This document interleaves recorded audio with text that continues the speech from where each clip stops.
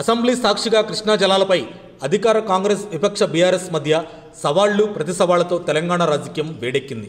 ఈ క్రమంలో కాళేశ్వరం మేడిగడ్డ బ్యారేజ్ ప్రాజెక్టుల నిర్మాణంలో అవినీతిపై చర్చ జరగకూడదనే అసెంబ్లీకి రాకుండా కేసీఆర్ నల్గొండకు పయనమయ్యారని సీఎం రేవంత్ మండిపడ్డారు.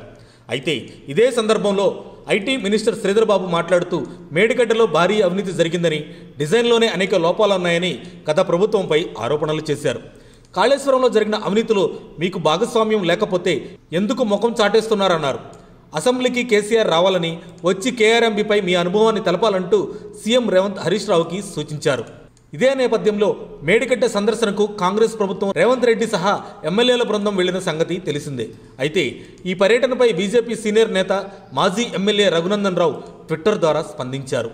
ఆయన పెట్టిన పోస్టులో మేడిగడ్డ ఎలా కుంగిందో చూపిస్తున్న సీఎం రేవంత్ రెడ్డి ఈ బొక్కలను అందరికీ చూపించే బదులు ఈ బొక్కల వెనకాల ఉన్న సన్నాసిని దర్యాప్తుల సంస్థలకు అప్పచెప్తే వాళ్లే బొక్కలో వేస్తారు కదా అంటూ తాను ట్వీట్ చేశారు.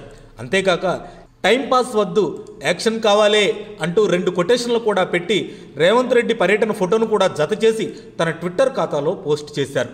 మొత్తానికి గత పాలకులను కేసీఆర్ సార్ని అరెస్టు చేయాలని మాజీ ఎమ్మెల్యే రఘునందన్ రావు ట్వీట్ ద్వారా చెప్పకనే చెప్తున్నట్లు ప్రచారం జరుగుతుంది.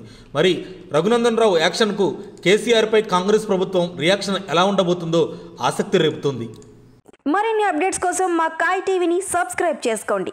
మా వీడియో కనుక మీకు నచ్చినట్లయితే లైక్ చేయండి, షేర్ చేయండి. మీ విలువైన అభిప్రాయాలను కామెంట్ బాక్స్లో తెలియజేయండి.